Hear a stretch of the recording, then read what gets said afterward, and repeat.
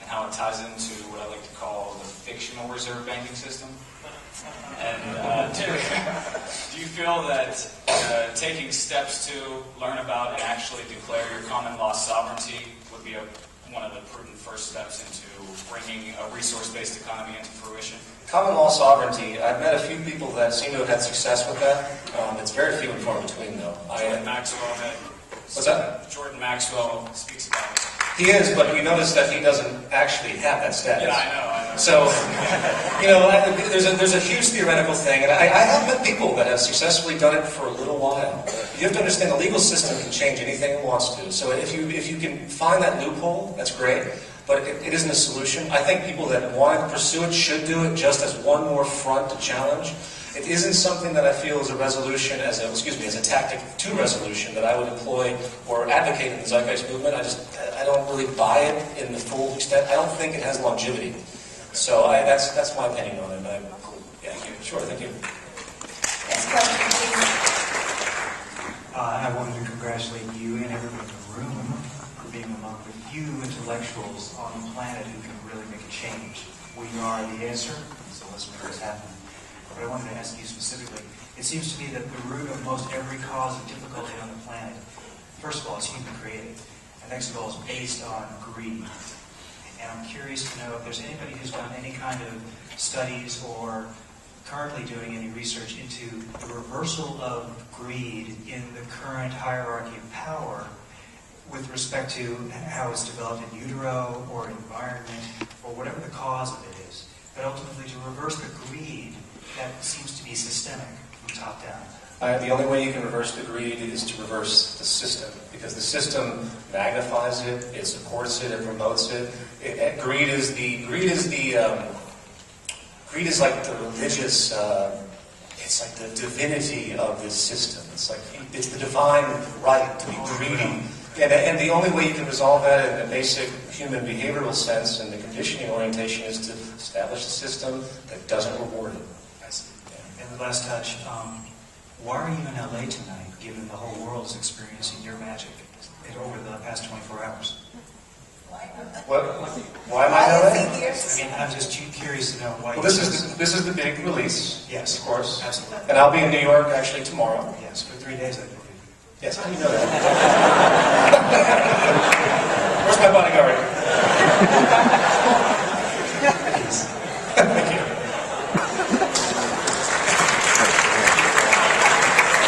I think it's also the way it started with Zeitgeist, because you flew in from New York to Los Angeles for the first one. So I think it's just keeping that. Yeah, and the response in LA has always been larger than anywhere else. Well, maybe there's some other countries, but as far as the U.S., the people have always been more supportive, in mass. At least as my experience. But, I think we've sold out every show we've ever done together, so it's great to see that support. Okay. Peter, thank you for your films, first of all. Sure. To better frame my question, I'll introduce myself. My name is Dutch Merrick. I've spent my career working in entertainment, media, and advertising, and came to the realization that whole process is the process of selling people on individuality, consumption, and a blind faith in this economic system. Yes. Just blind, as religious as anything else. So, absolutely.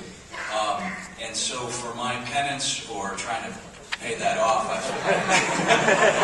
volunteered with Dennis Kucinich's presidential campaign and Ralph Nader as a filmmaker to use those skills, as you have, to try to move the other messages forward and counter that. Additionally, I volunteered Pt.4of4 90.7 FM radio, which is the only broadly based media outlet that would dare play anything like this, excerpts, or have any kind of dialogue about that. I encourage everybody to support that type of media. 90.7 FM, I started there 8 years ago as a phone banking volunteer, and now I've worked my way up. I was recently elected to the chairman of the local station board. So by consistently putting an effort from the ground up, we can make a difference. I just want to remind people they don't have to be a filmmaker. They can donate to broader causes. My question is, our framing is that individuality trumps all. Because I'm an American, I'm number one, I deserve it, I need a Chevy or a certain bottle of wine, or I'll never get laid again. When we see the market crashes in Europe, there's millions of people taking to the streets. When the Iraq War was about to gear up, millions of people took to the streets, and when Americans are asked about that, they see it as ridiculous that French farmers would park their tractors on highways and protest, and people would protest against changing the retirement age. How do we break the spell on Americans that individuality trumps collectivism, and that when we all benefit, we all benefit? Well, I think the only way, frankly, it's going to happen is by the fact that the standard of living in America, that has essentially been the result of the exploitation of most of the East, such as from the early days of Britain and the East India Company to what we call globalization is really colonialization. America has hijacked most of the world and taken advantage of just about every other country out there. And other countries have been absolutely subservient, such as China. China has continued to exploit all of their people in favor of exporting their crap to us at an outrageously cheap rate. It goes on and on. Sweatshop slavery. John Perkins from Zeitgeist details the colonialistic attribute of America. That's not going to go on for that much longer. It can't. Which is why these wars are developing so quickly and why there's so much tension now with, of course, energy, the Iraq War, and oil. Regardless of how much they try to take over and to maneuver in order to try and keep... well, what did George Bush say? That America's lifestyle was uncompromisable. He said something really belligerent a while back, like this. And the fact one of is, his new words, right? Uncompromisable.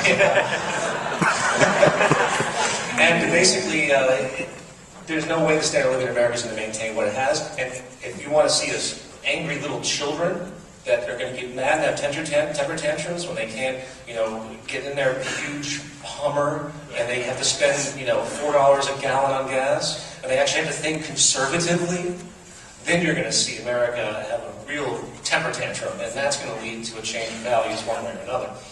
And that's inevitable, by the way.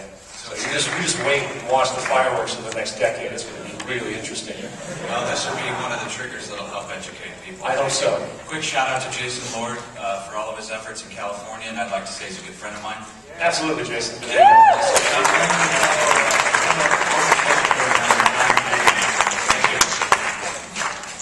Next question, please. Yeah, hi Dutch, and thanks for the plug for KPFK. I'm also on the board here. I'd also like to thank the audience for being so darn young. I don't see too many gray hairs here. I go to a lot of political things, and I see a lot of people my age, in the 50s and 60s, and I'm happy to see young people here in what you might think of as a revolutionary movement. I think you're the only people that have the energy to fulfill it. And, so it's good to see you here, and I thank you for that.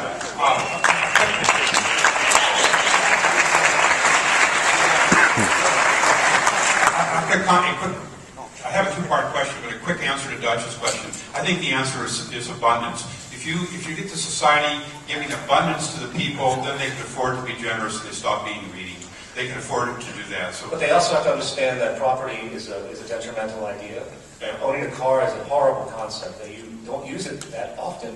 You need to create a system of sharing that's very efficient so people have access. So that's one concept that I just want to throw in there. That's, you can't provide just a raw abundance and have everyone have a one of everything. That's a completely idiotic, I'm not saying that's what you're saying, by the way, but that's the way a lot of people think. In fact, I get that question a lot. They say, well, what if I want a ski boat? And I'm like, well, you can have access to these things. Like, how many times a day do you use your ski boat?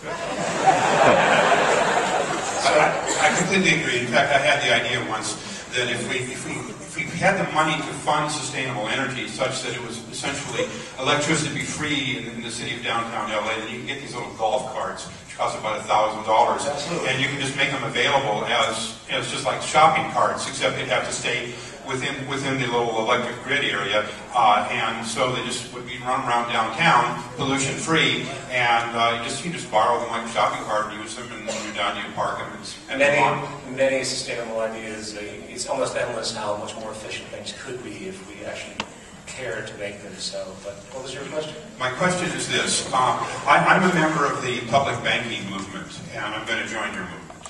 Okay. And my question is, do you think, as I do, that the public banking movement, probably instantiated as a state bank in California, a state bank owned by the people, the citizens of California, for the benefit of the people, California to create jobs and infrastructure such as sustainable energy systems for the state of California.